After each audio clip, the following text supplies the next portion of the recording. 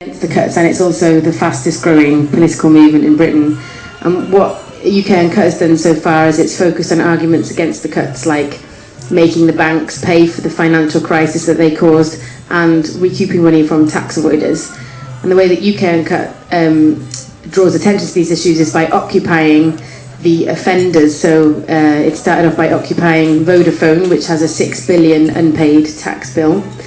And then it moved on to occupying banks which pay less corporation tax than the minimum wage workers that serve you at the cashier point. But there's lots of different ways to get involved in the fight against the cuts, which I really would urge you to do, because it's really important and it will have a huge effect on your life, whether you realise it or not. At the moment, I think the best way that you could probably get involved is by looking in a website called falseeconomy.org.uk, which is a website set up by left-wing activists and trade unions, and it lists every anti-cuts group in the country and every action going on in the country to fight against government cuts. And if you're not a website person, then the best thing for you to do would be to talk to your union, because they really are leading the charge and they know what's going on and where. And it's really, really important that you get involved. And I'm not really a preachy person, I don't really like preaching, but yeah, it's really important. I mean, it's going to totally destroy really the sort of infrastructure of society as we understand it at the moment. So that's all I've really got to say, and I think really it's better that I take questions, because people always like that bit better about talks, don't they? So if you've got any questions, go for it. Just a kind of nice question. You've obviously, as working for UK Uncut, you've probably been involved in some actions. Have you got like a favourite action film? Yes. Really memorable? I love being asked that question.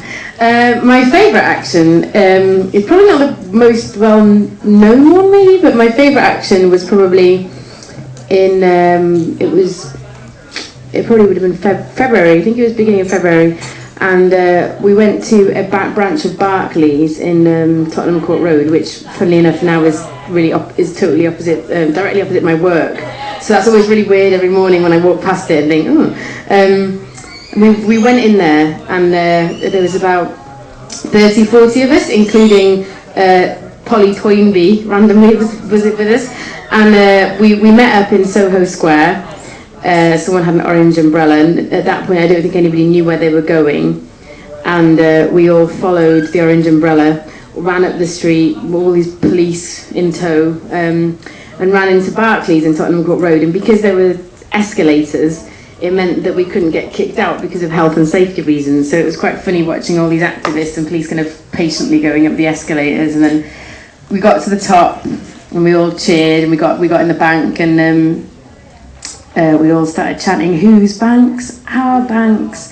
And then we all sat on the floor, and then the comedian Josie Long, I don't know if you've heard of her, she came with us, and my good friend Chris Coltrane, who's also another really great political comedian, he was the MC, and he did a great set, and then Josie Long did this brilliant set, and it was really, really good. It was sort of a mix of like really angry and audacious and really inspiring, and obviously it was really, really funny as well.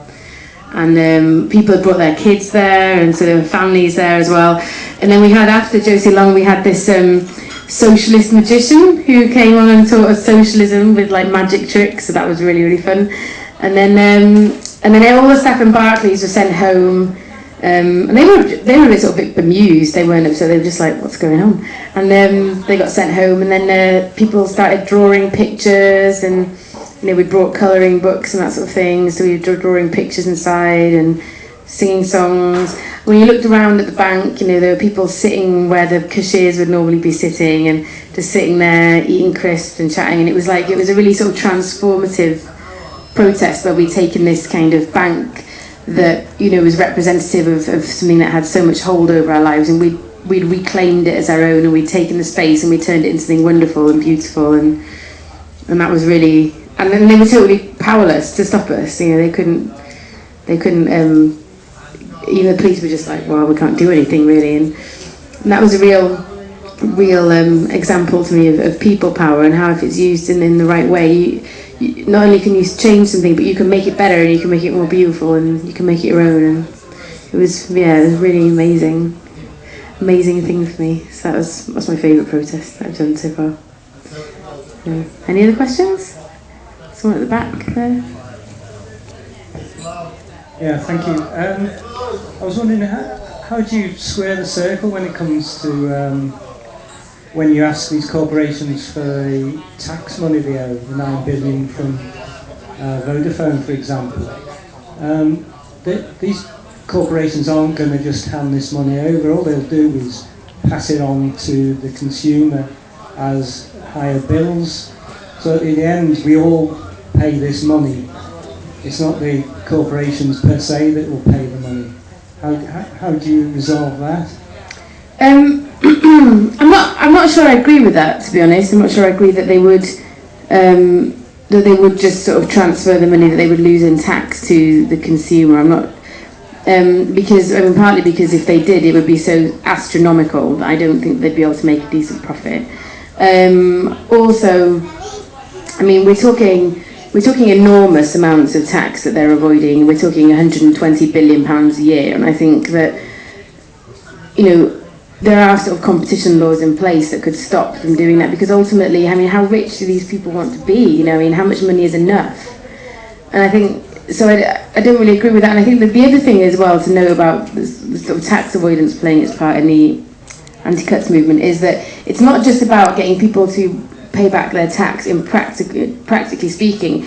It's also about destroying the government's argument, because the government's argument is, oh, it's so unfortunate that we have to make these cuts, but really we don't have any other choice.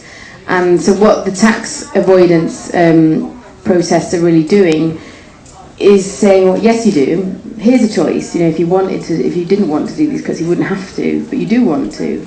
And that, I think, is the first step to creating a really successful anti-cuts movement, is to change the public mood, is to pose questions, you know, is to sort of poke holes in the government's arguments and say, there is an alternative, you're just choosing not to do it. And I think that's why the tax avoidance protests have been so important and so successful.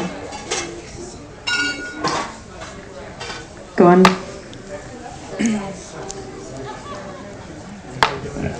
Have you been trying to focus on the structure of power in the way that the contract of people with the state as such, that people could choose a model of the state, that it could be sort of some kind of choose the best model, and the people will choose it and have a state like they want. And right now we sort of don't have a choice, because we have this, even the structure of elections is undemocratical. It's a fraud, because only 1% of people can be elected, the people in the parties, and 99% who are not in parties can't be elected. It's so many fraud layers there that my personal suggestion is that we create a whole matrix of these frauds, sort of unfold them and just claim to put a solution to place to all of a whole matrix of solutions in one package. We call that Sun model. But so the question is about the contract of people with the state. Do you address it? How you just local government contract with the people and sort of the state contract with the people? I think one thing that these cuts have really demonstrated is that it is, you know, it's a ruse to suggest that we live in, you know, a democracy in in the truest sense of the word. I mean, because if you say the NHS, I think is the best example of that. None of the parties that are in power at the moment were voted in on a platform of getting rid of the NHS. Most people are opposed to the NHS reforms, including the people who actually work within the NHS, and yet they're still going ahead. And you know, during the phone hacking story, they were quietly rolled out all these changes to the NHS that would effectively privatise it, because they knew everybody was looking the other way. And so that's a really strong example of the fact that we don't really live in a democracy, because if we did, that wouldn't happen. So I think that really a successful Cuts movement will have to challenge the very terms on which we interact with the government, because they are trying to put forward something that people don't want and they will not want. So I don't see a way that we can successfully resist the cuts unless we ask questions about what kind of state do we live in, how is power distributed, what is the relationship between the people and the state. And I think ultimately, organically, that will change when people hopefully realise that they have agency and that they are able to mould the politics that govern them. And I don't see how you could completely change a government programme unless you also change the way that you interact with the government, because they are determined to do this, so we have to show that we are as determined as they are to prevent them from doing it. Yeah. Any other questions? Sort of about occupations. The main thing that people are arrested for is aggravated trespass. At what point does it actually become aggravated trespass as opposed to you're in a shop? That's a really funny question. I was actually one of the people arrested at Fortnum and Mason for aggravated trespass. I was charged with aggravated trespass, and I just had my charges dropped last week. And that was one of the biggest sort of issues that came up, really, because aggravated trespass was only ever even illegal in 2004. I think that was when it first came in, and initially it was introduced because of the hunt saboteurs. So the original law stated that it was disruption in the open air, because obviously that's how hunt sabbing took place. But and then in the open air was sort of deleted a few years later, so that then it became illegal for you to do it in private buildings, and I think in public places it's a public order offence, I think. But so it's a really good question, because one of the issues that we had at Fortnum and Mason was that nobody could actually tell us when we'd started committing aggravated trespass, because obviously a lot of people left after the occupation happened, but before the arrest happened. Aggravated trespass is defined as trespassing with the intent to disrupt, threaten, I think, or intimidate. And so it's essentially you're entering a private premises to prevent the business of that premises from taking place, or to frighten or upset the people within that building.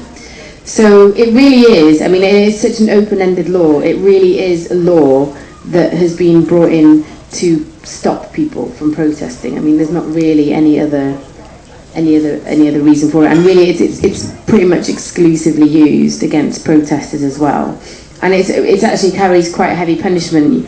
You can get a maximum of 3 months in prison for aggravated trespass. And it's also widely thought that if aggravated trespass existed during the civil rights movement, that it would have been a massive hindrance, because that was one of the main tools that the civil rights movement used, occupations. So in answer to your question, I don't really know, because I think the answer is, have you pissed people off enough? Have you run a successful campaign, in which case that will increase your chances of getting arrested, because really I view aggravated trespass as a political law that's used to silence protesters, and not really any kind of a law that is really consistent or sensible in any way. At least that's my experience of it. So. Jenny Jones said that the police lied to you when you were in Fortnum and Mason. Yes. And said you were free to go, and then. Yeah, every time I tell people I was arrested in Fortnum and Mason when I do one of these talks, it quickly descends into talking about Fortnum and Mason, because that's what everyone's really interested in. Yeah, we had I can't remember, Office Inspector Clark, her name was. So feel free to send her angry letters if you want to. And she told the protesters before we were due to leave Fortnum and Mason that we weren't allowed to leave, and we were being kept in there for our own safety. And then about a quarter of an hour after that, we were let out, kettled, dragged away, arrested, stripped. DNA was taken, we weren't allowed to see solicitors, and then we were charged. We were held for 24 hours and charged, so, yeah. 109 people have been let off. 30 people have still got their cases. Their cases are continuing, and that is for reasons. They've decided that those people are organisers, and the reasons that they've given are because they were holding placards and they had leaflets on them, so clearly criminal masterminds. So yeah, I mean that was definitely one of the most difficult moments for me. I think for the anti-cuts movement it was quite a shock to a lot of us within that movement that the police were willing to sort of so brazenly just arrest 145 peaceful protesters and lie quite openly to them, to sort of put them in a position where they would be arrested.